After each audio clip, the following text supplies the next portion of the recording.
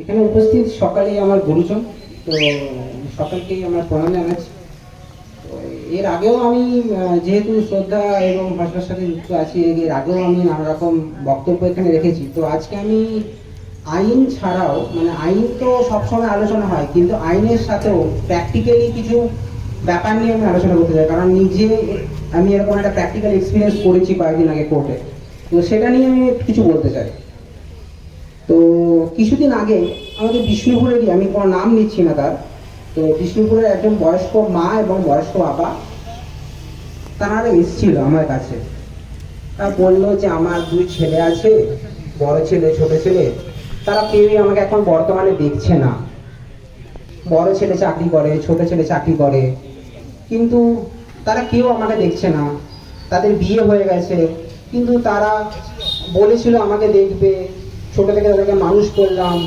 সেই বয়স্ক মা কেঁদে কেঁদে আমার সামনে বলছিল, খুব খারাপ লাগছিল, কিন্তু তাদেরকে বোঝালাম। কিন্তু দেখুন কি করবেন বলুন, বর্তমান সময়ে যা হচ্ছে, মানে চারিদিকে এরকম জিনিস, শুধু আপনাদের নয়, চারিদিকে যদি রিসার্চ করে দেখা যায় এরকম ঘটনা প্রায় হয়ে যাচ্ছে।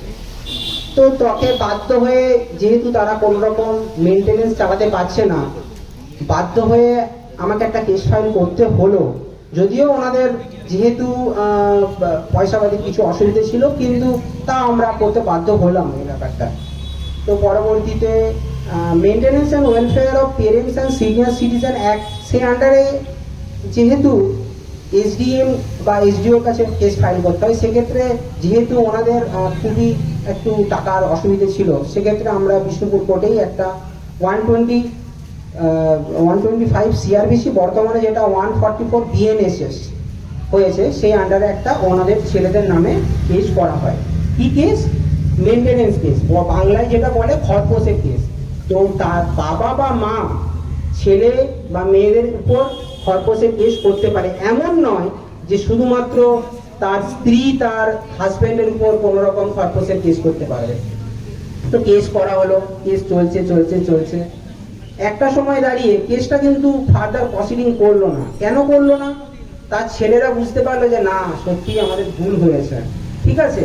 তাহলে আলটিমেটলি কিন্তু পরবর্তীতে তারা তারা কোর্টে হাজির হলো, তারা কেস তাদের মা বাবার সাথে একটা সম্পর্ক স্থাপন করলো, এবং পরবর্তীতে যখন কেসটা উঠে আছে সেই দিন সেই বৃদ্ধ মা আমাকে বলছে, মানে আমি লাইনটা, আমাকে যেন বাবার কোর্টে না আসতে হয়, ঠিক আছে, এসে যা আমি করেছি।